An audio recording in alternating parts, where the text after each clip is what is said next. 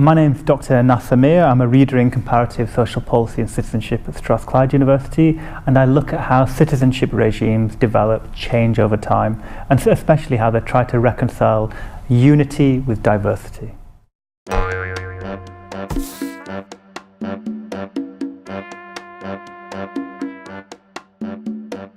I would try to tell my 12-year-old self that it's important to try to understand where the identity of society comes from. Is it something which is natural to society? Is it something which is given by somebody else? Is it something which changes over time?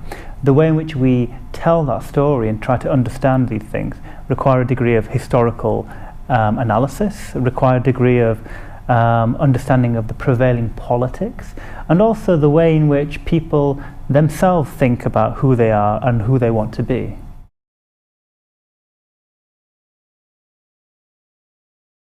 Racism has a very old history, and interestingly, racism has also changed over time. For a long time, racism came from the way in which societies were organised around trade, especially the Atlantic slave trade and the use of slaves as a form of commodity. Now, as states and societies changed from being empires to nation states, racism became something which was often used as a means of excluding some people from the nation. So it would be said that they can't be us because we are we. Now, often to make that distinction, people would say, well, they can't be us because they have a different colour skin, or they have a different culture, or they have a different language. So racism often is about a degree of historical inheritance, but also to some extent about how we feel insecure about who we are.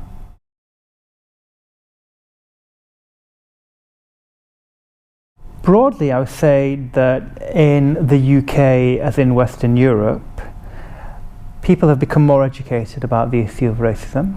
We have better data which tells us that actually most people think that racism is wrong, but that doesn't mean that we're not necessarily more or less racist. It means that people understand that discriminating against people on the basis of certain attributes, physical attributes or cultural attributes, is probably not acceptable. But I suspect it still goes on. So if we use the UK as an example, the British Social Attitude Survey tells us that by about 2000, a quarter of the people sampled in the UK said that they held prejudicial attitudes towards people of other races. Now, that increased after 2001, and by 2010 that went up to about 30%. So that suggests that actually there's been a bit of an increase, but that's not the same as saying that people hold openly racist attitudes. And I suppose the job of public policy is to make sure that those attitudes don't translate into discriminatory behaviour.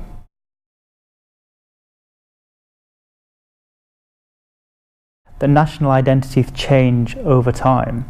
For some people, being Scottish will be what's familiar. It might even be some national symbols like tartan, or indeed the history of the Highland clans. But for other people, it will be something much more local to them, perhaps their football team or their city identity. National identities, just like all identities, are not fixed and permanent. I am not Scottish, I am English, but my daughter, who was born in Scotland, is Scottish. And what being Scottish to her will mean, I suspect, will be very different to what being Scottish to some Scottish people today will mean. But broadly, you might say that most national identities, certainly in Western Europe, subscribe to foundational views about liberalism, tolerance, democracy, but these aren't necessarily national identities. They're, to some extent, civic identities. What makes us Scottish is not really for me to decide, but for each generation in and of itself. Very big, massive machines which can, for example, 3D print a whole house.